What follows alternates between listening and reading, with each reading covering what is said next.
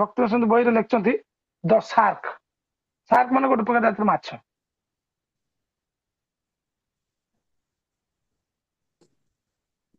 ଏଠି କହୁଛନ୍ତି ଭକ୍ତ ମକରାନ, ସଂସ୍କୃତରେ ମତ୍ସ୍ୟରାଜ। ପୋପା ତାଙ୍କର ଇଂଲିଶ ବହିରେ ଲେଖୁଛନ୍ତି ସାର୍କ। ମତ୍ସ୍ୟ ରୂପୀ ଭକ୍ତ ମାନଙ୍କୁ ମୁଁ ପ୍ରଣାମ କରୁଛି, ମନୁଷ୍ୟ ଭକ୍ତଙ୍କୁ ନୁହେଁ। ଆଶ୍ଚର୍ଯ୍ୟ ଯୋଉ କଥା। ଏଠି ମକର ଲେଖା ହେଇଛି, ମଗର ହୁଏ ହିନ୍ଦୀରେ ତ ମଗର ହୁଏ, ଏଠି ମକର ଲେଖା ହେଇଛି, ତ ମାନେ ମିନ ହିଁ ଠିକ ଅଛି। ହଁ ମକର, ଶୋକର ମକରରେ ଲେଖା ହେଇଛି, କିନ୍ତୁ ଭାବିବେନି ଯେ ଏଇଟା ମଗର ବୋଲି, ମାନେ ସୁକୁମ୍ଭୀର ବୋଲି। ତ ମକର ମାନେ ଗୋଟେ ପ୍ରକାର ବହୁତ ବଡ ମାଛ, ମତ୍ସ୍ୟରାଜ, ଯେ ବହୁତ ମାନେ ସାଗରରେ ସମୁଦ୍ରର ବହୁତ ଗଭୀର ଜଳରେ ବୁଡ଼ିକି ରୁହନ୍ତି। ସେମାନେ କେବେ କୂଳକୁ ଆସନ୍ତିନି। ସବୁ ହରେ କୃଷ୍ଣ, ଗୋଟେ ମିନିଟ୍ ପାଇଁ ଅର୍ଜେଣ୍ଟ ଫୋନ ଅଛି, କହିଦେଇକି ଆସିବି। ହଁ ହରେ କୃଷ୍ଣ। ଆଜ୍ଞା। ସେମାନେ କେବେ ନଦୀର ମାନେ କୂଳକୁ ଆସନ୍ତିନି, କି କୌଣସି ନଦୀ ଜଳକୁ ଉଠିବା ପାଇଁ ପ୍ରବେଶ କରନ୍ତିନି। ସେଇପରି ଭକ୍ତ ମକରକୁ ରୂପ ଗୋସ୍ୱାମୀ ପ୍ରଣାମ କରୁଛନ୍ତି। କଣ କହୁଛନ୍ତି? ଏବଂ ମନୁଷ୍ୟ ଭକ୍ତକୁ ନୁହଁ, ଏଟା ଆଶ୍ଚର୍ଯ୍ୟ କଥା। ମତ୍ସ୍ୟ ରୂପୀ ଭକ୍ତକୁ ବିଶେଷଣ କଣ ଦଉଛନ୍ତି? ଭକ୍ତି ରସାମୃତ ସିନ୍ଧୁ ଚରତ। ଶ୍ଲୋକ ଦେଖନ୍ତୁ, ତିନିଟା ବିଶେଷଣ ଦଉଛନ୍ତି। ଏକରେ କହୁଛନ୍ତି ଭକ୍ତି ରସାମୃତ ସିନ୍ଧୁ ଚରତ, ଦୁଇରେ କହୁଛନ୍ତି ପରିଭୂତ କାଲ ଜାଲ ଭିୟ, ତିନିରେ କହୁଛନ୍ତି ଅଶ୍ଳୀତ ମୁକ୍ତି ନଦିକା।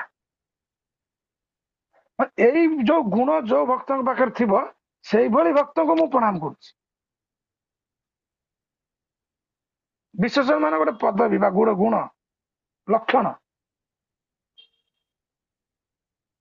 ଭକ୍ତି ରସାମୃତ ସିନ୍ଧୁ ଚରତ, ଯେଉଁ ଭକ୍ତ ବା ଯେଉଁ ବ୍ୟକ୍ତି ଯିଏ ଭକ୍ତି ରସାମୃତ ସିନ୍ଧୁରେ ବିଚରଣ କରିବେ, ଏଇ ଭକ୍ତି ରସାମୃତ ରୂପୀ ସାଗରରେ ଯେ ବିଚରଣ କରିବେ, ଏବଂ ପରିଭୂତ କାଳ ଜାଲ ଭିୟ, କାଳ ରୂପୀ ଜାଲକୁ ଯେ ପରାଜିତ କରିଛନ୍ତି।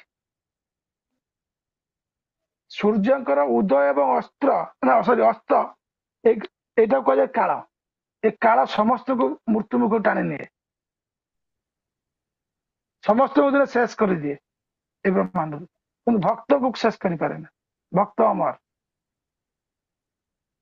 ଆଜି ବି ଆମ ପାଖରେ ପ୍ରଭୁପାଦ ମହାରାଜ ଅଛନ୍ତି। ତାଙ୍କର ଏ ଦିବ୍ୟ ଉପଦେଶ, ତାଙ୍କର ଦିବ୍ୟ ଶବ୍ଦ ମାଧ୍ୟମରେ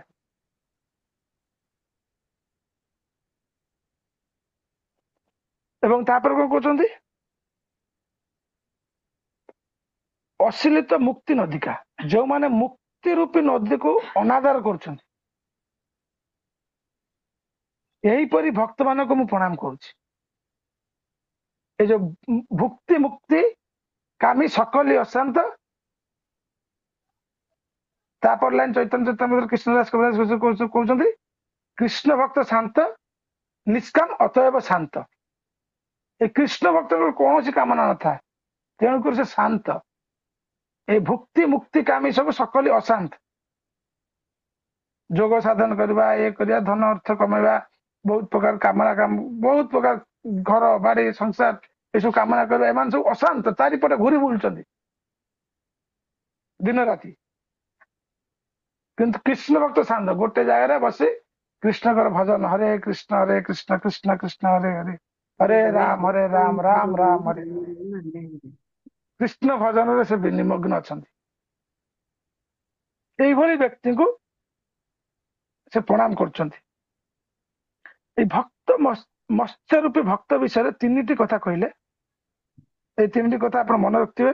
ଯୋଉମାନେ ଭକ୍ତିର ସିନ୍ଧୁରେ ବିଚରଣ କରିବେ, ଏବଂ ଯୋଉମାନେ କାଳକୁ ଜୟ କରିବେ, ପରିଭୂତ କାଳ ଜାଲ ଭିୟ, ଏବଂ ଯୋଉମାନେ ମୁକ୍ତି ପ୍ରତି ଆଶା ନ ରଖିବା, ଯେପରି ମହାସମୁଦ୍ରରେ ଯୋଉ ତିମି ମାଛ ରହିଛନ୍ତି, ସିଏ କଣ ନଦୀକୁ ଆସିବା ପାଇଁ କେବେ ଇଚ୍ଛା କରିବେ? ତ ସେବା ସୁଖ ଯୋଉମାନେ ପାଇଛନ୍ତି, ସେମାନେ ଏଇ ଯୋଉ 5 ପ୍ରକାର ମୁକ୍ତି କେବେ ଚାହାନ୍ତିନି। ସାରୂପ୍ୟ, ଶାଷ୍ଟି, ସାମୀପ୍ୟ, ସାଯୁଜ୍ୟ, ସାରୂପ୍ୟ, ସାମୀପ୍ୟ, ଶାଷ୍ଟି, ସାଲୋକ୍ୟ, କେବେ ବି ଚାହାନ୍ତିନି। ସେ ନିତ୍ୟ ଭଗବାନଙ୍କର ସେବକ ହେଇକି ଚାହାନ୍ତି, ନିତ୍ୟ ସେବ। तेणु करी आपण मैंने देखिए ये जो बड़ बड़ माछ मैंने समुद्र गभीर समुद्र भितर निर्भर बुली रही था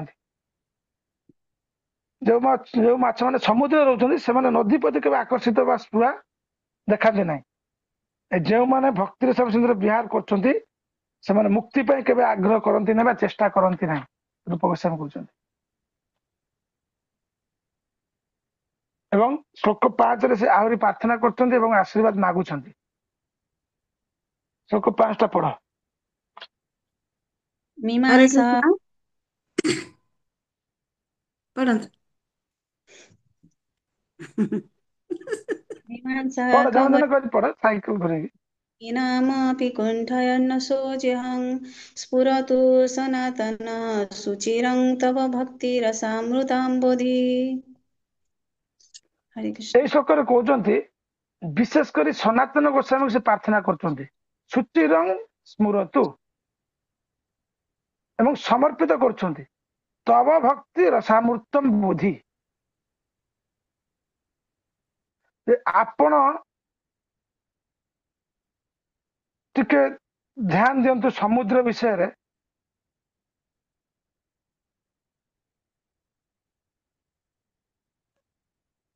जे सॉरी ए श्लोकटा को मुझे देखो समुद्र पर आसो 5 नंबर श्लोक मीमांसक बड़ बाग्नि कठिनामपि कुंठयन सौजीवं स्फुरतु सनातन सुचिरं तव भक्ति रसामृतम बुद्धि। तो प्रथम कहते कौन सनातन गोस्वामी विशेष भाव प्रार्थना कर सुचिरं स्फुरतु समर्पित कर माने तव भक्ति रसामृत बुद्धि कौन कौन समर्पित कर कौन प्रार्थना कर मीमांसक एवं बड़ बाग्नि एमान ठारू ए भक्ति रसामृत सिंधु ग्रंथ को सुरक्षा देके रखंतु एटा बड़ आश्चर्य कथा ए मीमांसक माने कौन बड़ बाग्नि माने कौन ए मीमांसक माने विभिन्न प्रकार तार्किक संप्रदायर लोक भगवान कृष्ण को जो मैंने विश्वास करुन मायावादी निराकारवादी निर्विशेषवादी एम सब कह मीमांसक एवं सी गोटे एग्जाम्पल दौरान कौन जे ए जो बड़ बाग्नि बड़ बाग्नि काठी नाम पी कुंठन सौजीवं माने समुद्र भितर जपरी अग्नि अच्छी से अग्नि थाई मध्य समुद्र निरवच्छिन्न भाव में तार जल प्रवाह रखी चलती ये बुझाई पड़े समुद्र भितर अग्नि किपरि आसिला अग्नि केते प्रकार आपण मान जानिछंती आ सुनिछंती कहंतु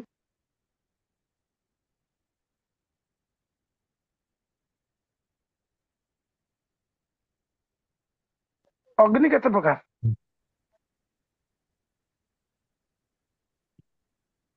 किए कोई परिबा हरे कृष्ण प्रभु जठराग्नि गोटे हबो जठराग्नि गोटे हबो धन्यवाद आ गोटे बड़ बाग्नि जो जंगल रे जो निया लागि जाय से ताको बड़ बाग्नि कहंती। अच्छा जंगल में निया लगले दाबानल कहा जाए दाबानल प्रभु जी क्रोधाग्नि क्रोध हाँ क्रोधाग्नि कामाग्नि ये सब दाबानल भीतर जो संसार दाबानल संसार दाबानल लील लोक विश्वनाथ ठाकुर लिखुं प्रथम श्लोक सब क्रोध काम आश्चर्य सब पड़ेब संसार दाबानल मान कौन जो दाबानल भीतर जाऊ प्रभु आग्नेयगिरी आग्नेयगिरी प्रभु आग्नेयगिरी जो होची से भी कहा जाय परिबो ना ना सुन अग्नि 3 प्रकार लखी रखने जानिबे अग्नि 3 प्रकार गोटे होचंती दाबानल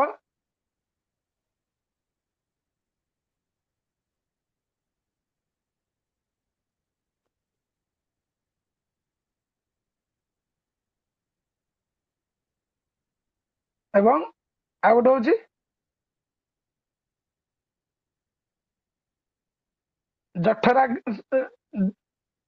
ଦାବାନଳ ଜଠରାଗ୍ନି ବଡବାଗ୍ନି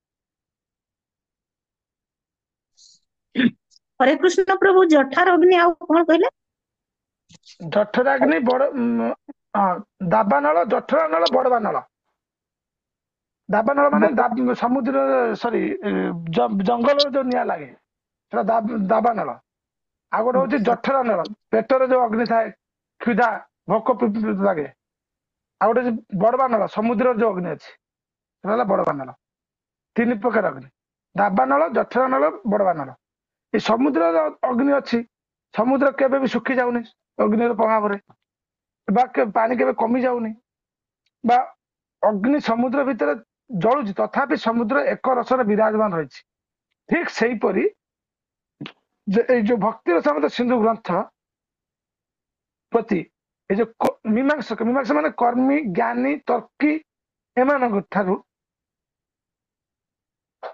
ସ୍ୱର୍ଗକୁ ପ୍ରାଧାନ୍ୟ କରୁଥିବା ବ୍ୟକ୍ତି ଏମାନଙ୍କ ଠାରୁ ଆପଣ ରକ୍ଷା କରନ୍ତୁ ବା ଏମାନଙ୍କର ଆକ୍ଷେପ ଭୂକ୍ଷେପକୁ ଆକ୍ଷେପ ବା ପ୍ରତିରୋଧକୁ ଭୂକ୍ଷେପ ନ କରି ଭକ୍ତିର ସମେତ ସିନ୍ଧୁ ନିରବଚ୍ଛିନ୍ନ ସ୍ଥିର ଭାବେ ରହୁ ଏଇ ପ୍ରାର୍ଥନା କରୁଛନ୍ତି ସନାତନ ଗୋସ୍ୱାମୀ।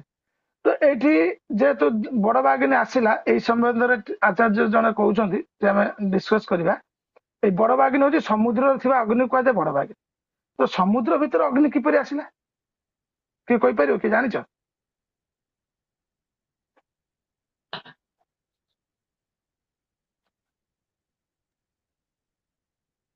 प्रभु आमर जो पृथ्वी जो टेक्टोनिक प्लेट अच्छी से प्लेट रो जो तार जो इम्बैलेंस हटिले बेले बेले अग्नि उद्गीरण हुए ना ये सब साइंस किसी काम करबेन एठी एटा अलगा जगत शुणु बड़बागिनी समुद्र किपरि आइला समुद्र भीतर को अग्नि पकाई निक्षेप कराई तो ସେଇଟା ଆଗ୍ନେୟଗିରି ରୂପରେ ଦେଖା ଯାଉଛି ତାପରେ ସାଇଣ୍ଟିଷ୍ଟ ମାନେ ତାଙ୍କ ମୁଣ୍ଡ କାମ କରିବେନି ସବୁ ଏବେ ବି ଧୀରେ ଧୀରେ ସବୁ ଯୋଉମାନେ ଆମର ଭାଗବତର କଥାକୁ ଧୀରେ ଧୀରେ ନାସାର ବୈଜ୍ଞାନିକ ମାନେ ମାନୁଛନ୍ତି ଏବେ ଗୋଟେ ଗୋଟେ ପଏଣ୍ଟ ବହୁତ ଦିନ ରିସର୍ଚ୍ଚ କରି ଯୋଉଟା ପ୍ରଭୁପାଦ ମହାରାଜ ଆଚାର୍ଯ୍ୟ ତାଙ୍କ ଗୁରୁଦେବଙ୍କ ଠାରୁ ଶୁଣିକି ମାନେ ସୁନ୍ଦର ଭାବରେ ବର୍ଣ୍ଣନା କରିଛନ୍ତି ସେଗୁଡାକୁ ସାଇଣ୍ଟିଷ୍ଟ ମାନେ ମାନୁଛନ୍ତି। ତ ବଡବାଗ୍ନି କିପରି ଆସିଲା ସମୁଦ୍ରରେ ଅଗ୍ନି ପକା ହେଇଛି ନିକ୍ଷେପ କରାହେଇଛି କେମିତି ଥରେ କଣ ହେଇଛି ଭୃଗୁ ବଂଶରେ ଜଣେ ସାଧୁ ଥିଲେ ବ୍ରାହ୍ମଣ ଥିଲେ ତାଙ୍କ ନାଁ ହଉଛି ଅର୍ଭ ଭୃଗୁ ବଂଶୀୟ ବ୍ରାହ୍ମଣ ତାଙ୍କ ନାଁ ହେଲା ଅର୍ଭ।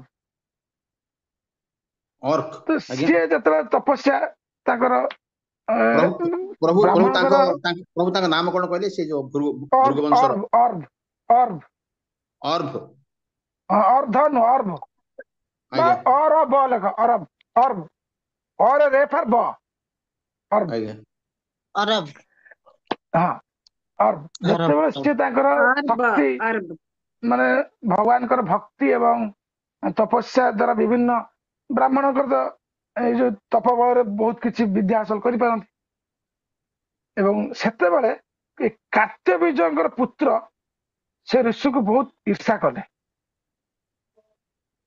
एवं ताको बद्ध करने गले कार्त्यबीज होउचंती जे नर्मदा नदीर स्रोत को अटके देथिले एते बड़ बलवान चिंता करंतु कार्त्यबीजंकर पुत्र तांके जो अर्भ नामक ऋषि को मारिया पाई गले अर्भ नाम ऋषि से तो ब्राह्मण से तो धरी पारिबेनी अस्त्र कि युद्ध करि पारिबेनी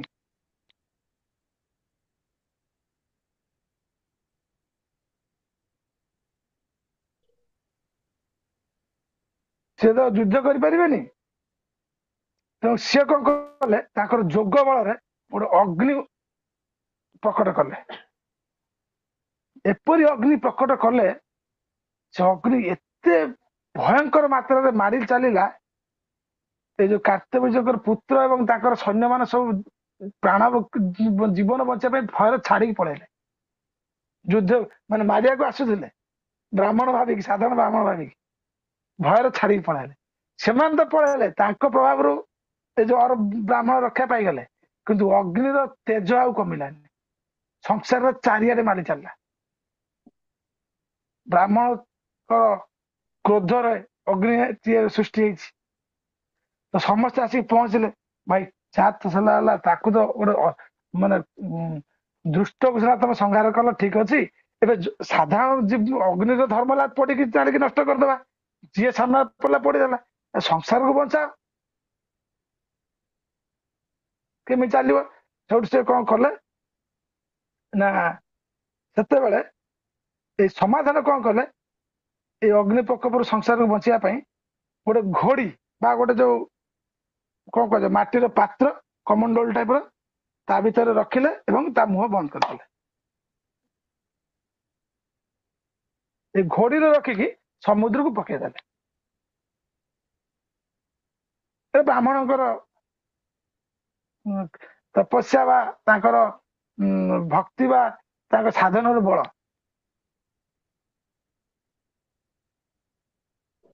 ଭୋଗୀବଂଶ ବ୍ରାହ୍ମଣ, ସେ ଘୋଡି ମାନେ ମାଟିର ଗୋଟେ ପାତ୍ରକୁ କୁହାଯାଏ ଘୋଡି, ଯୋଉ କହନ୍ତି ନା ଆମେ ଘୋଡଣା ଢାଙ୍କି ଦିଅ। ଘୋଡି।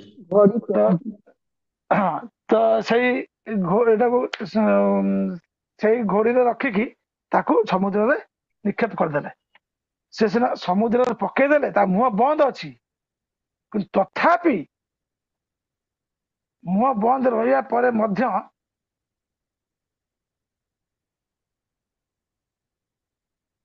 ତଥାପି ଅଗ୍ନି ଶାନ୍ତ ହଉନି, ହେଲାନି।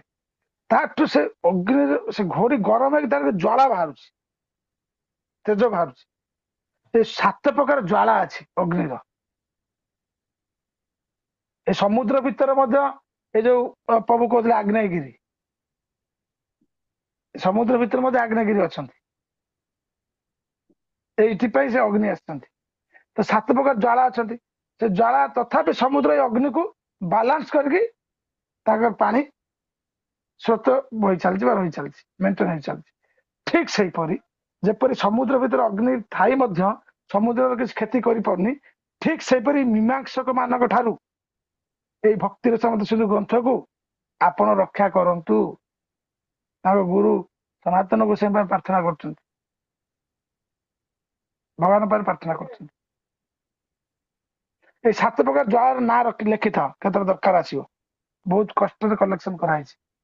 ଆମ ଇସ୍କନ ଜଣେ ମହାରାଜ ଅଛନ୍ତି, ଭାନୁସ୍ୱାମୀ ମହାରାଜ, ଶ୍ରୀ ଶ୍ରୀମଦ ଭାନୁସ୍ୱାମୀ ମହାରାଜ, ସେ ତାଙ୍କ ଗ୍ରନ୍ଥରେ ଏଟା ଲେଖିଥିଲେ। କାଳି, କରାଳି,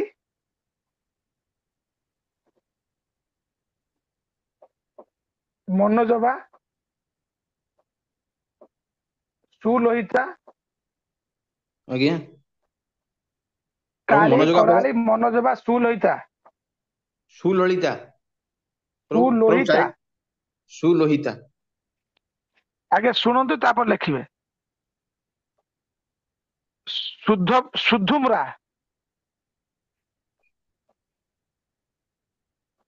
ବର୍ଣ୍ଣା ଓ ଉଗ୍ରା।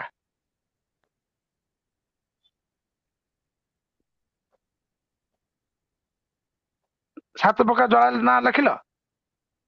ଆଜ୍ଞା। ପ୍ରଭୁ ଆଉ ଆଜ୍ଞା। ଥରେ କଣ ସୁଧୁମୁରା ପରେ ଆଉ ଗୋଟେ କଣ ଦିଟା ଯୋଉ ବର୍ଣ୍ଣା ଓ ଉଗ୍ରା। ଉଗ୍ର।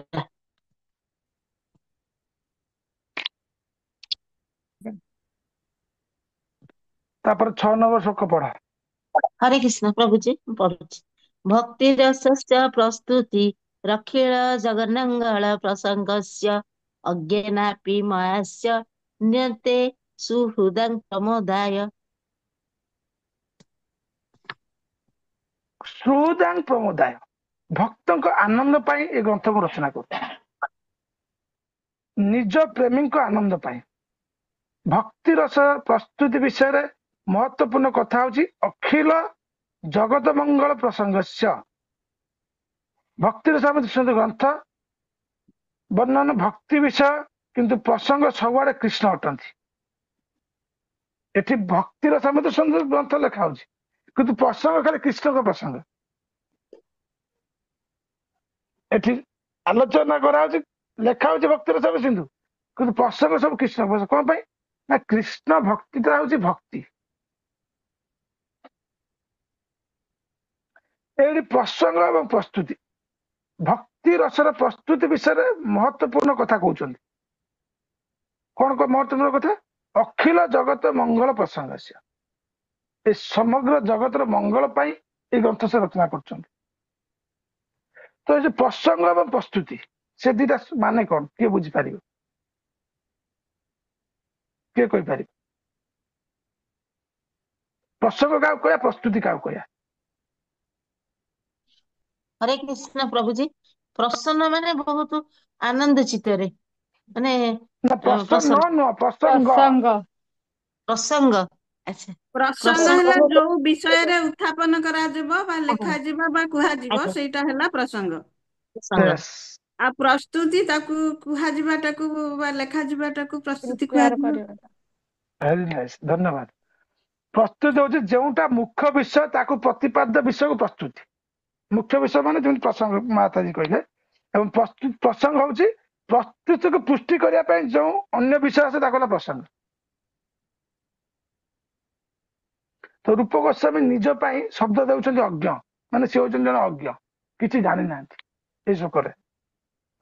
କିନ୍ତୁ ସରସ୍ୱତୀ ଅର୍ଥ ହଉଛନ୍ତି ଯାହା ପରି କେହି ଜ୍ଞାନୀ ନାହାନ୍ତି, ସିଏ ରଚନା କରୁଛନ୍ତି।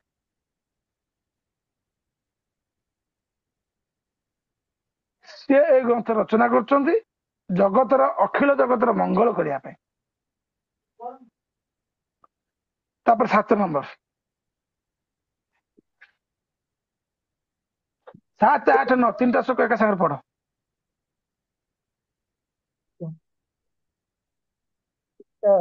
तथामृतयोनिधेः चत्वारः खलु वक्ष्यन्ते भागा पूर्वोदयो तन्मात् तन्त्रपूर्वविभागस्मिन् भक्तिभेदनिरूपके अनुन्त्रेमेण वक्तव्यं लहरीणां चतुष्टयम्। आद्या सामान्य भक्त्यां द्वितीया साधनांकिता भावाश्रिता तृतीयांत्र तुर्य प्रेम निरूपिका। 7, 8, 9 ତିନିଟା ବିଷୟରେ ଆଲୋଚନା କରୁଛନ୍ତି। ତମେ ସେଇ ଯୋଉ ବହିର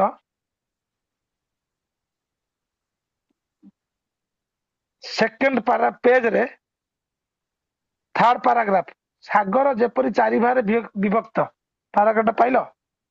ଆଜ୍ଞା ପ୍ରଭୁଜୀ। ସେଟା ପଢ।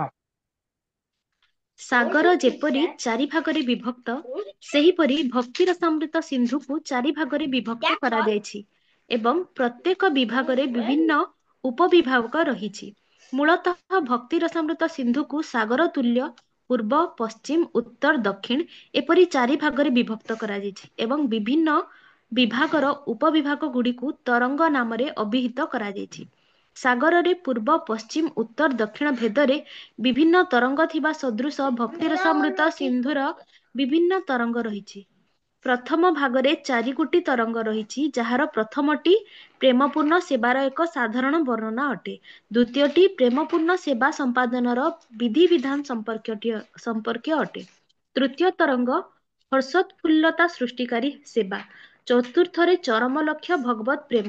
ଏଗୁଡ଼ିକ ସେମାନଙ୍କ ବିଭିନ୍ନ ଲକ୍ଷଣ ସହ ବିସ୍ତାରିତ ଭାବେ ବର୍ଣ୍ଣିତ ହେବ। ହରେ କୃଷ୍ଣ।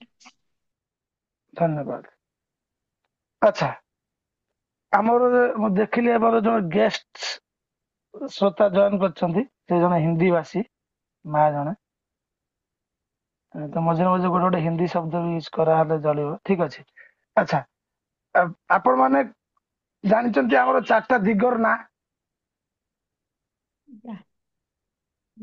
आज्ञा प्रभु जी। क्रम अनुसार 4 दिग का नाम कौन बता सकता है? किए कोई पाइब? क्रम अनुसार 4 दिगर ना?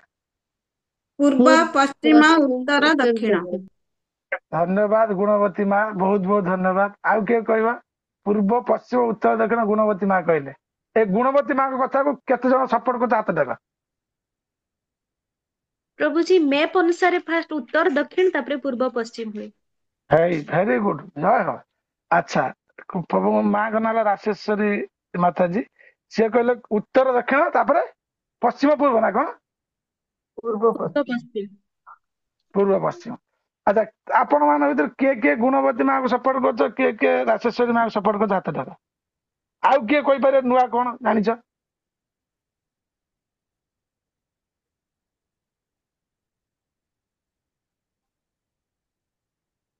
जीवन से सब समय पलैलानी ऑलमोस्ट। हाँ विनोदिनी माँ को हाथ देखिछ?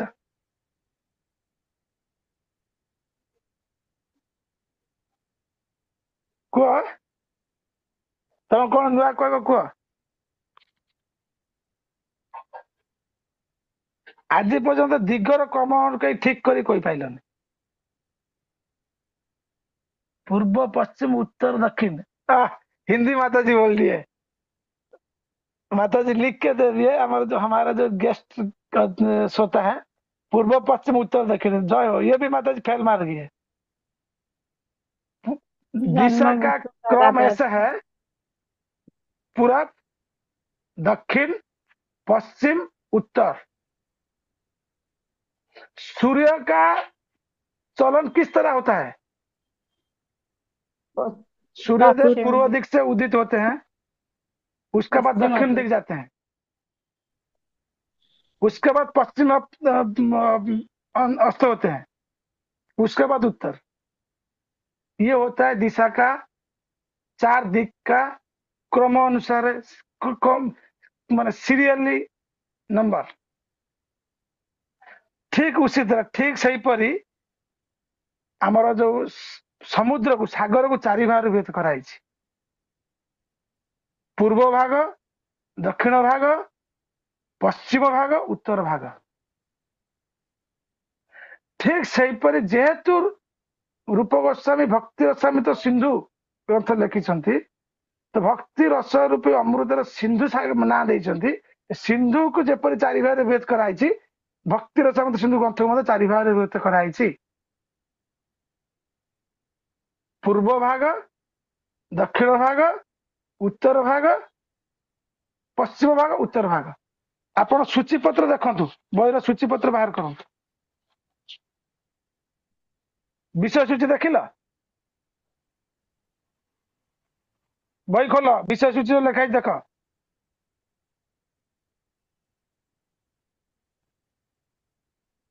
अरे बही तो सूचीपत्र बाहर करे एत समय लागू तुमको? हाँ खोलिलु प्रभु। खोଲି साରିଲୁଣି प्रभु जी। बाहर खोलिଛୁ କରିଛୁ हम खोलिଛୁ 3 प्रभु। थर पचार तुम कहूना कौन पाई? कौन लिखाई हेडिंग कह? भूमिका, प्रस्तावना। प्रस्तावना, तापर प्रथम प्रथम विभाग। विभाग। प्रथम विभाग बा आउ किसी लिखाई खाली प्रथम विभाग? ନାଇଁ खाली प्रथम प्रथम विभाग। एकमय प्रथम सुध लक्षण। धीरे धीरे धीरे देख, तुम ये नुआ बही रे जे हम बीबीटी बहुत केते को ओडिया बही गुडा जा करछंती, प्रथम बा पूर्व विभाग लिखाई मो पुणा बही रे स्पष्ट भाव रे। प्रभु जी एथरे लेखा हैनी। ना ଲେଖା ହେଇନି। एतु ପ୍ରଥମ ପୁରୁଣା तापर ବହିରେ द्वितीय ପ୍ରଥମ। बा दक्षिण विभाग, तृतीय बा पश्चिम विभाग, चतुर्थ बा उत्तर विभाग। ए पुणा बही रे, जो पुणा बही रे ନାଇଁ प्रभु जी आम बहिरे एया लेखा हैनी। लेखा ହେଇଛି प्रथम हौ विभागରେ ठीक ଅଛି। अछि। एरा जानि था ଆଜ୍ଞା पूर्व विभाग, दक्षिण विभाग, उत्तर विभाग, पश्चिम विभाग, उत्तर विभाग। तो आमे जो भक्ति शास्त्री कोर्स पढ़ा होछि एथिरे केवल एई पूर्व विभाग रो 19 टा अध्याय पढ़ा जी। एटा अछि कोर्स ऑफ स्टडी रो एति की पाठ माने जीआर जीआर में क्या होता है? ग्रीन होता है, ग्रेप्स होता है। शेड्यूल रे और इस्कन रो जो वरिष्ठ आचार्य माने क्लास शेड्यूल फिक्स करछन्ती। ए प्रथम बा पूर्व विभाग जो 19 टा अध्याय अछि प्रेम भक्ति पर्यंत एति की हमर आलोचना करा दिबो ए कोर्स रे। आ जदि अधिक आपण आलोचना करिया पे चाहछन्ती सेटा परे आपण घरे पढ़ी परिबे बा जदि समय मिलो केतला आलोचना करा दिबो। କିନ୍ତୁ କୋର୍ସ ଅଫ ସିଡ୍ୟୁଲ ରେ ଏ 19ଟି ଅଧ୍ୟାୟ ପଢାଯିବ। ହଁ। ଏହିପରି ଭାବରେ ଭକ୍ତିର ସମେତ ସିନ୍ଧୁ ଗ୍ରନ୍ଥକୁ 4 ଭାଗରେ ବିଭକ୍ତ କରାହେଲା ସମୁଦ୍ରର ବିଭାଜିତ ଅନୁସାରେ ଏବଂ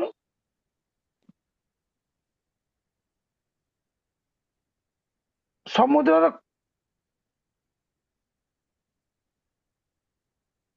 ଅଛି ମାନେ ଲହରୀ ରହିବ। ଠିକ ସେମିତି ସବୁ ଦିଗରେ 4ଟି ଲହରୀ ଅଛି, ସବୁ ବିଭାଗରେ 4ଟି ଲହରୀ ଅଛି। ତ 4ଟି ଲହରୀ କଣ କଣ? ସାମାନ୍ୟ ଭକ୍ତି, ସାଧନ ଭକ୍ତି, ଭାବ ଭକ୍ତି, ପ୍ରେମ ଭକ୍ତି।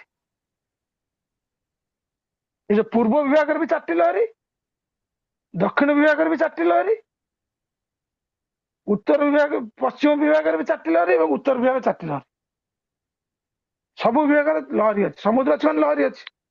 4ଟା ଲହରୀ ହେବ। 4ଟା ଲହରୀ କଣ କଣ?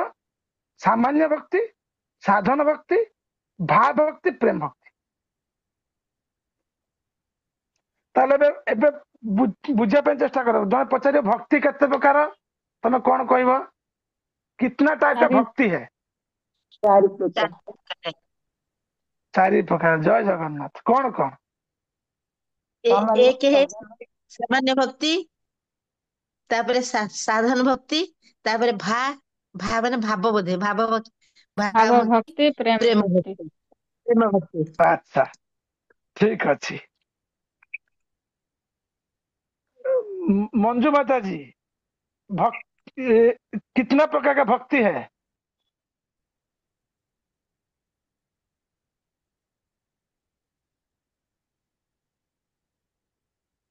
लिख के दीजिए मैसेज में, अगर सुन रहे तो बोल सकते हैं। चल ठीक है। तो भक्ति 3 प्रकार।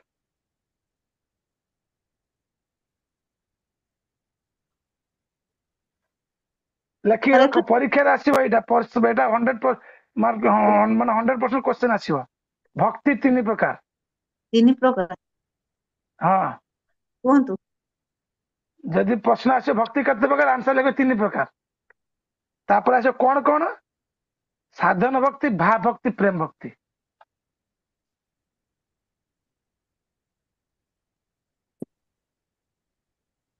तो आपण माने कंफ्यूज पड़ले।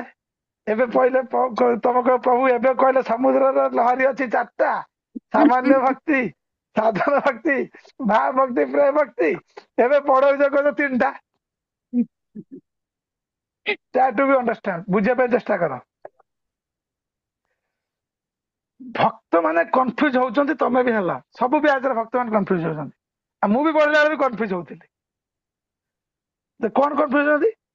किमिति भक्ति 3 प्रकार? 4 प्रकार नहीं केमिति? एबे तो आपण कहले साधन भक्ति, सामान्य भक्ति, साधन भक्ति, भाव भक्ति, प्रेम भक्ति। ना 3 प्रकार। 3 प्रकार कौन कौन? साधन भक्ति, भाव भक्ति, प्रेम भक्ति। ये जो सामान्य भक्ति रा कौन ताले प्रश्न आसीबो? तो सामान्य भक्ति रा कौन?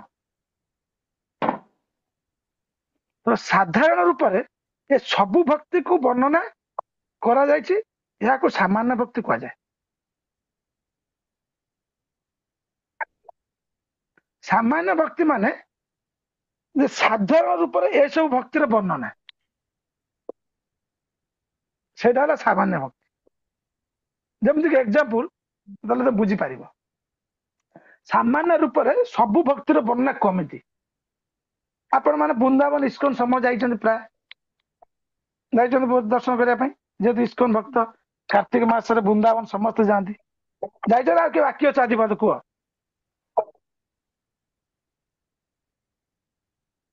नले हमर ए ओडिसा रे भुवनेश्वर इस्कन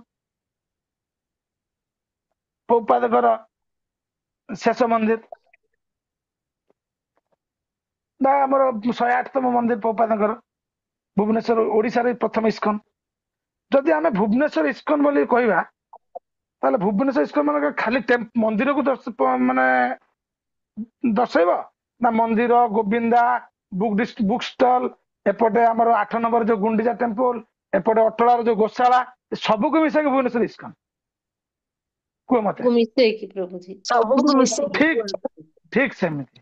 तो ए जो भुवनेश्वर इस्कन कहला माने ଏଇଟା ଗୋଟିଏ ସାମାନ୍ୟ ଇନଫର୍ମେସନ ଦିଆହେଲା, ଜେନେରାଲ ଇନଫର୍ମେସନ। ତ ଭୁବନେଶ୍ୱର ଇସ୍କନରେ ବୁକ୍ ଡିଷ୍ଟ୍ରିବ୍ୟୁସନ ହଉଛି, ପ୍ରସାଦ ଦିଆହଉଛି, ଗୋମାତାଙ୍କ ସେବା କରାହଉଛି, ଭଗବାନଙ୍କ ସେବା କରାହଉଛି, ପାରାଫେରିନାଲ ଷ୍ଟଲ ବି ଅଛି, ମାନେ ଭଗବାନଙ୍କର ଡ୍ରେସ ବା ମୁକୁଟ ବା ଚାମର ଆଲଟ ଧୂପ ଦୀପ ଏସବୁ ଷ୍ଟଲ ବି ଅଛି। ଏ ସବୁ ମିଶିକି ଇସ୍କନ। ଏଇଟା ହେଲା ଗୋଟେ ଜେନେରାଲ ନଲେଜ, ଜେନେରାଲ ଇନଫର୍ମେସନ, ସାମାନ୍ୟ ଧାରଣା।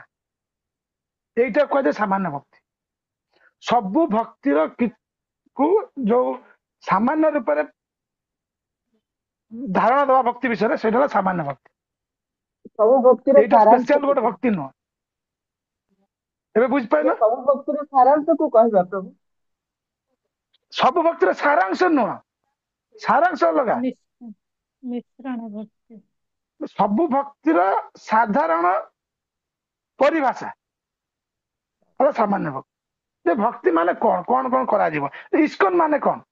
ଇସ୍କନ ମାନେ ବୁକ୍ ଡିଷ୍ଟ୍ରିବ୍ୟୁସନ, ଇସ୍କନ ମାନେ ଭଗବାନଙ୍କ ସେବା, ଇସ୍କନ ମାନେ କୀର୍ତ୍ତନ। କିନ୍ତୁ ତା ଭିତରେ ଅଲଗା ଅଲଗା ଡିପାର୍ଟମେଣ୍ଟ ଅଛି। DT department specially, book distribution department specially, ବ୍ରହ୍ମଚାରୀ ଡିପାର୍ଟମେଣ୍ଟ ଅଲଗା, କଂଗ୍ରିଗେସନ ଡିପାର୍ଟମେଣ୍ଟ ଅଲଗା, ଏସବୁ ଅଲଗା ଅଲଗା ଅଛି। ଠିକ ସେମିତି এই ସାମାନ୍ୟ ଭକ୍ତିଟା ହଉଛି ସାଧାରଣ ରୂପରେ ଏସବୁ ଭକ୍ତିକୁ ବର୍ଣ୍ଣନା କରାଯାଉଛି, ଏହାକୁ କୁହାଯାଏ ସାମାନ୍ୟ ଭକ୍ତି। ତାପରେ ଶୋକ 10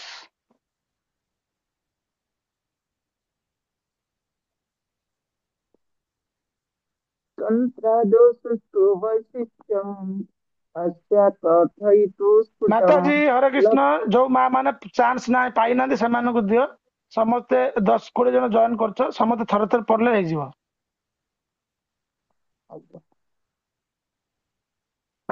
କିଏ ପାଠ କରନ ପାଠ କର।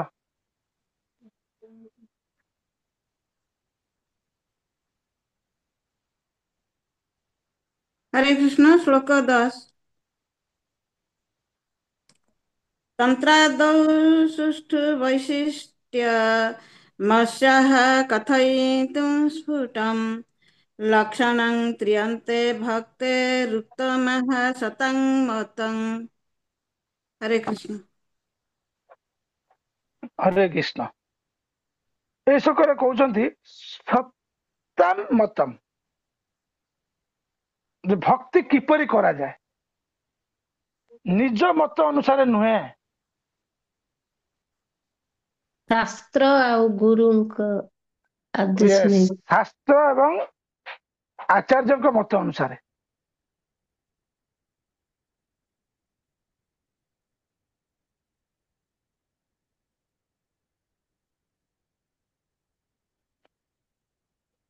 ପୂର୍ବ ଆଚାର୍ଯ୍ୟଙ୍କ ପଦାଙ୍କ ଅନୁସରଣ କରି ପ୍ରେମପୂର୍ଣ୍ଣ ସେବାର ପ୍ରାମାଣିକ ବର୍ଣ୍ଣନାଶୀଳ ରୂପ ଗୋସ୍ୱାମୀଙ୍କ ନିମ୍ନ ବାଣୀର ବ୍ୟାଖ୍ୟା କରାଯାଇପାରେ। ଭଗବାନଙ୍କ ଅନୁକୂଳରେ ସେବା କରି କୃଷ୍ଣ ଚେତନାର ପୂର୍ଣ୍ଣ ରୂପେ ନିଯୁକ୍ତ ରହିବାର ମନୋଭାବ ଦ୍ୱାରା ସର୍ବଶ୍ରେଷ୍ଠ ସ୍ତରର ପ୍ରେମପୂର୍ଣ୍ଣ ସେବାର ସ୍ୱରୂପ ଜଣାପଡେ। ଏହାର ଭାବାର୍ଥ ହେଲା ପ୍ରତିକୂଳ ଭାବରେ ମଧ୍ୟ ଜଣେ କୃଷ୍ଣ ଚେତନାରେ ଅବସ୍ଥାନ କରିପାରେ, କିନ୍ତୁ ତା ଶୁଦ୍ଧ ପ୍ରେମପୂର୍ଣ୍ଣ ସେବା ରୂପେ ଗଣ୍ୟ ହେବ ନାହିଁ। ଶୁଦ୍ଧ ପ୍ରେମପୂର୍ଣ୍ଣ ସେବା କୌଣସି ଭୌତିକ ଲାଭ ଆକାଂକ୍ଷା କିମ୍ବା ଇନ୍ଦ୍ରିୟ ତୃପ୍ତିରୁ ମୁକ୍ତ କରିବା ଉଚିତ, କାରଣ ଏସବୁ ଆକାଂକ୍ଷା ସକାମ କର୍ମ ଏବଂ ଦାର୍ଶନିକ ମନୋଭାବ ପ୍ରସ୍ତୁତ ଅଟେ। ସାଧାରଣତଃ କିଛି ଭୌତିକ ଲାଭ ଆଶାରେ ଲୋକେ ବିଭିନ୍ନ କର୍ମରେ ନିଯୁକ୍ତ ହୁଅନ୍ତି। ଅଧିକାଂଶ ଦାର୍ଶନିକ ବହୁ ବାକ୍ଚତୁରୀ ଓ କଳ୍ପନା ଜରିଆରେ ଦିବ୍ୟ ଅନୁଭୂତି ଲାଭ ଚିନ୍ତାରେ ନିଯୁକ୍ତ ରୁହନ୍ତି। ଶୁଦ୍ଧ ପ୍ରେମପୂର୍ଣ୍ଣ ସେବା ଏଭଳି ସକାମ କର୍ମ ଓ ଦାର୍ଶନିକ କଳ୍ପନାରୁ ମୁକ୍ତ ରହିବା ଉଚିତ। ବ୍ୟକ୍ତିକୁ ସ୍ୱତଃସ୍ଫୂର୍ତ୍ତ ପ୍ରେମମୟ ସେବା ଦ୍ୱାରା ଉପଯୁକ୍ତ ଅଧିକାରୀଙ୍କ ଠାରୁ କୃଷ୍ଣ ଚେତନା ବା ଶୁଦ୍ଧ ପ୍ରେମପୂର୍ଣ୍ଣ ସେବା ଶିକ୍ଷା କରିବାକୁ ହେବ। ଏ ପାରାଗ୍ରାଫ ପାଇଲେ ଯୋଉଟା ମୁଁ ପଢିଲି। ତ ଏଠି କହୁଛନ୍ତି ନିଜ ମତ ଅନୁସାରେ ନୁହେଁ, ଆଚାର୍ଯ୍ୟଙ୍କ ମତ ଅନୁସାରେ ଆମେ ଭକ୍ତି କରିବା। ମହାଜନ ଜନ ଗତସ୍ୟ ପନ୍ଥା। ଆମର ଗୁରୁଦେବ କୁହନ୍ତି, ପରମ ପୂଜ୍ୟ ପରମାତ୍ମ ପ୍ରତିଭାନ ଗୁରୁଦେବ କୁହନ୍ତି ଯେ ଆମର ପୂର୍ବତନ ଆଚାର୍ଯ୍ୟ ମାନେ ଏତେ କୃପାଳୁ ଆମ ପ୍ରତି, ଏତେ ଦୟାଳୁ ଆମ ପ୍ରତି ଦୟା କରିଛନ୍ତି ଯେ ଏଇ ଯୋଉ ଦିବ୍ୟ ଅମୃତ ରସ ଅଲରେଡି ବାହାର କରି ପୁରା ପାତ୍ରରେ ରଖିକି ଯାଇ ଖାଲି ଆମେ ଖାଲି ପିଇବା ଦରକାର, ପାନ କରିବା ଦରକାର। ଯେତେ ପାନ କରିବା ସେତେ ଆନନ୍ଦ ସାଗରରେ ବୁଡି ରହିବା। କିନ୍ତୁ ହତଭାଗ୍ୟ ଜୀବ ଏ କାମ କ୍ରୋଧ ଲୋଭ ମଦ ମୋହ ମାଶ୍ଚର୍ଯ୍ୟ ଷଡ଼ ରିପୁର ଏବଂ ଷଡ଼ ଦୋଷର କାରଣରୁ ସେ କେବେ ବି ଏ ପାନ କରିବା ପାଇଁ ପ୍ରସ୍ତୁତ ହେଇପାରୁନି। କିଛି କଷ୍ଟ କରିବା ପାଇଁ ପଡିବନି। ତମେ ଘରେ ଖାଇବା ପାଇଁ ହେଲେ ବି ରୋଷେଇ କରିକି କେତେ କଷ୍ଟ କରିବା ପାଇଁ ପଡୁଛି। କିନ୍ତୁ ଭକ୍ତି ଏମିତି ଗୋଟେ ଜିନିଷ, ଆମର ଆଚାର୍ଯ୍ୟ ମାନେ ଅଲରେଡି ସବୁ ସାରଥି ସାର ଜିନିଷ ଆମ ପାଇଁ ପୁରା ରେଡି କରିକି ଭଗବାନଙ୍କୁ ଭୋଗ ନିବେଦନ କରି ରେଡି କର, ଖାଲି ଆସିବ ବସିବ ପିଇବ ପାନ କରିବ। ସେତିକି ବି ଆମ ଦ୍ୱାରା ହେଇପାରୁନି। ତେଣୁକରି ଭକ୍ତି ଆମେ କିପରି କରିବା ନା ସତମ୍ ମତମ୍ ଆଚାର୍ଯ୍ୟଙ୍କ ମତ ଅନୁସାରେ ବା ଭକ୍ତି କରେ। ଏବେ ଆସିଛି ଇମ୍ପୋର୍ଟାଣ୍ଟ ଶ୍ଲୋକ। ଏଇ ଗୋଟିଏ ଶ୍ଲୋକର ବିସ୍ତାର ହଉଛି ଭକ୍ତି ରସାମୃତ ସିନ୍ଧୁ। ଯେମିତି ଓଂ ର ବିସ୍ତାର ହଉଛି ପ୍ରଣବର ଅକ୍ଷର ଓଂ ର ବିସ୍ତାର ହଉଛି ପୁରା ସାରା ବେଦ ଉପନିଷଦ। ଯେମିତି ଭାଗବତର ସଟକଟ ହେଲା ପୁରା ସାରାଂଶ ହେଲା ଚତୁର୍ଥକି ଭାଗବତ, ଚତୁର୍ଥକି ଭାଗବତର ସାରାଂଶ ହେଲା ଓଂ। ଓଂ ଠି ସବୁ ସୃଷ୍ଟି। ଠିକ ସେପରି ଏଇ ଶ୍ଲୋକ ହଉଛି ମୁଖ୍ୟ ଶ୍ଲୋକ। ଏଇ ଶ୍ଲୋକଟା ବୁଝିଦେଲେ ଭକ୍ତି ରସାମୃତ କମ୍ପ୍ଲିଟ, ପୁରା ବହି ପଢିବା ପାଇଁ ପଡିବନି। ଏବେ ଆସୁଛି ସେ ଶ୍ଲୋକଟା 11 ନମ୍ବର ଶ୍ଲୋକ। ସମସ୍ତେ ପାଠ କର ଏକା ସାଙ୍ଗରେ, ଯଦି ପିଡିଏଫ ପ୍ରିଣ୍ଟ କରିଛ କର। ବିଳାସିତା ଶୂନ୍ୟ ଜ୍ଞାନ ଆନୁକୂଲ୍ୟନ କୃଷ୍ଣାନୁଶୀଳନଂ జ్ఞానపూర్ణాజ్ఞానామృతం ఆనుకూల్యేన కృష్ణానుశీలనం భక్తిరుత్తమ। ଆଉଥରେ ପଢ। ଅନ୍ୟାଭିଳାଷିତା ଶୂନ୍ୟಂ କର୍ମାଦି ଅନାବୃତମ୍ କୁଲ୍ୟେନ କୃଷ୍ଣାନୁଶୀଳନଂ ଭକ୍ତିରୁତ୍ତମା। अनुकूल्येन कृष्णानुशीलनं भक्तिरोत्तमा। ଆଉଥରେ ପଢ ସମସ୍ତେ, 3 ଥର ପଢ। अन्याभिलाषिता शून्यं జ్ఞానకర్మాజ్ఞానామృతం ज्ञानकर्मादित्यनावृतम् ఆనుకూల్యేన కృష్ణానుశీలనం अनुकूल्यन कृष्णानुशीलनं भक्तिरुत्तमा। ଚୈତନ୍ୟ ଆଜି କୃଷ୍ଣାନୁଶୀଳ ସମୟ ହେଲେଣି, କାଲି ଏଇ ଶ୍ଲୋକଟା ଡିସ୍କସ କରିବା। ଏଇ ଶ୍ଲୋକର ଡିସ୍କସ ଯେ ଭଲ ଭାବେ ବୁଝିପାରିଲେ ପୁରା ଭକ୍ତି ରସାମୃତ ତାଙ୍କ ପାଇଁ ସହଜ। ଆଉ ଏଇ ଶ୍ଲୋକ ମଧ୍ୟ ଆମର କଣ୍ଠସ୍ଥ ଶ୍ଲୋକରେ ଅଛନ୍ତି ହ୍ୟାଣ୍ଡବୁକ୍ ରେ, ଏ ଶ୍ଲୋକ ଏବଂ ତାର ଅନୁବାଦ।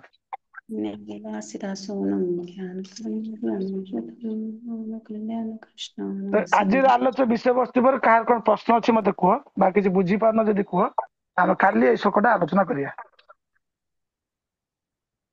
ପ୍ରଭୁଜୀ ଆପଣ ଗୋଟେ ପଏଣ୍ଟ କହିଥିଲେ କି ପ୍ରତିକୂଳ ଭାବରେ ଭକ୍ତି କରିବା କଥା, ଯୋଉଟା କହିଥିଲେ ଯେମିତି କି ରାକ୍ଷସ ମାନେ ଯେମିତି ପ୍ରତିକୂଳ ଭାବରେ ସେମାନେ ଭକ୍ତି ତ କୁହାଯାଇ ପାରିବନି, କଣ୍ଟିନ୍ୟୁଅସ ଯେମିତି ସେମାନେ ଭଗବାନଙ୍କୁ ମନେ ପକାନ୍ତି, ଯେମିତି କି କଂସ, ସେଟା ପ୍ରତିକୂଳ। ଏଇଟା ଆମେ କାଲି ଏଇ ଶ୍ଲୋକରେ ସେଟା ଡିସ୍କସ କରାହବ।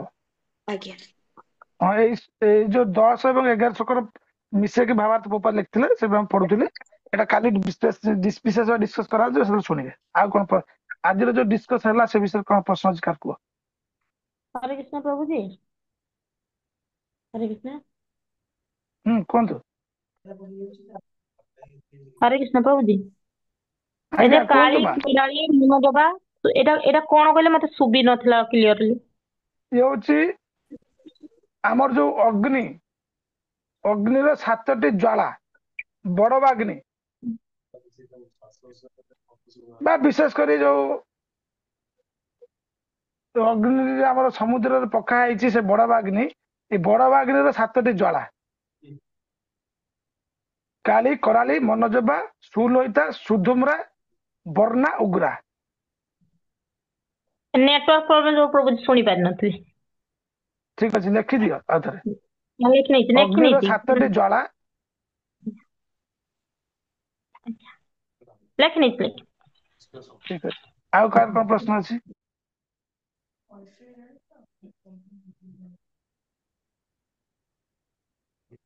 हरे कृष्ण प्रभु जो मुक्तिर पांचटी मुक्ति अच्छी कौन किए कोई पारे प्रभुଙ୍କର ପ୍ରଶ୍ନଟା ସମସ୍ତ ଇସ୍କନ ଶୁଣୁଛ ଭାଗବତ କ୍ଲାସରେ ଗୀତା କ୍ଲାସରେ 5 ପ୍ରକାର ମୁକ୍ତି କଣ କଣ?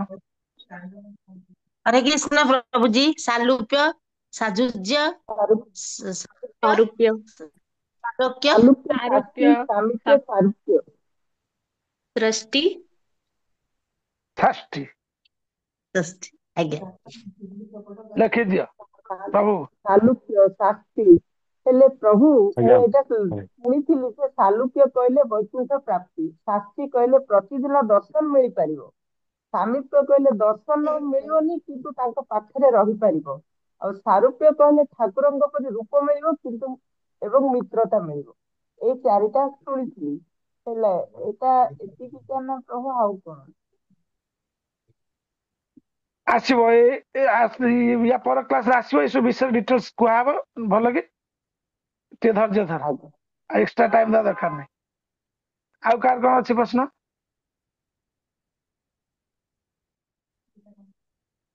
ଏବେ ବହୁ ପଚାରିଲେ ଯେ 5ଟା ନା କଣ କଣ ସେ ଲେଖିକି ରଖ, ଏ ବିଷୟରେ ଆଲୋଚନା କରାହବ ଆଗାମୀ କ୍ଲାସରେ। ଆଉ ଗୋଟେ କଣ ପ୍ରଭୁ? ସାଲୁକ୍ୟ ଶାସ୍ତି ସାମିପ୍ୟ ସାରୁପ୍ୟ ହେଲା, ଆଉ ଗୋଟେ ସାଲୋକ୍ୟ साजुज्य, साजुज्य, साजुज्य। अच्छा, माता जी का प्रश्न है, प्रभु जी कृपया सूर्य उदय से अस्त होने तक के क्रम को एक बार हिंदी में समझाइए। अच्छा, भगवान सूर्य नारायण पूर्व दिशा में उदित होते हैं और उसके बाद वो किस दिशा में चलते हैं? पूर्व के बाद दक्षिण में चलते हैं, फिर दक्षिण से पश्चिम में अस्त हो जाते हैं। जब रोज हम लोग दिन होता है, सुबह प्रातः होता है, हम लोग देखते हैं तो कहाँ देखते हैं? पूर्व दिशा में सूर्य उदित होते हैं, जिस क्षेत्र में जिस भाग में जिनका भी घर हो। और पूर्व दिशा से फिर जब चलते हैं मध्याह्न के टाइम पे ठीक दक्षिण दिशा में, जो मस्तक के ऊपर रहते हैं, धीरे प्रातः टाइम में सूर्य उदय होते हैं, धीरे धीरे दक्षिण दिशा में घूमते हैं। उसी को सूर्य का चक्र को देख के ही घड़ी का हाथ, हम लोग जो घड़ी यूज करते हैं ना, हाथ का हो या वॉल क्लॉक हो, वो घड़ी का भी दिशा ऐसे होता है। सूर्य की चलन के हिसाब से उसको चलाते हैं। तो पूरा पूर्व के बाद दक्षिण, दक्षिण के बाद पश्चिम में अस्त हो जाते हैं। उसके बाद जो बचा वो है उत्तर।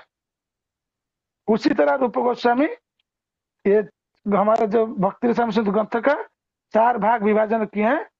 पूर्व लहरी, पूर्व भाग, दक्षिण लहरी, पश्चिम लहरी, उत्तर लहरी।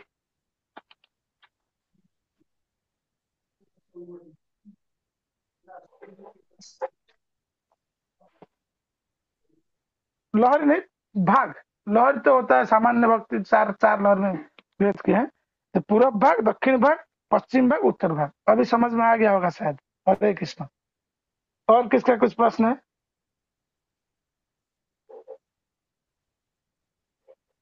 ठीक है, हरे कृष्ण। जगत गुरु श्री प्रभुपाद महाराज की जय, पतितपावन गुरुदेव की जय, उपस्थित श्रोता वैष्णव भक्तवृंद की जय, भक्ति रसामृत सिंधु ग्रंथ की जय, रूप गोस्वामी पाद की जय, निताई गौर सीतानाथ प्रेमानंद हरि हरि बोल। हरे कृष्ण। हरि हरि बोल। हरे कृष्ण प्रभु दंडवत। समस्त माता जी को ମାନଙ୍କୁ सादर प्रणाम। निताई गौर सीतानाथ प्रेमानंद। जय श्री गुरुदेव प्रभुपाद की जय।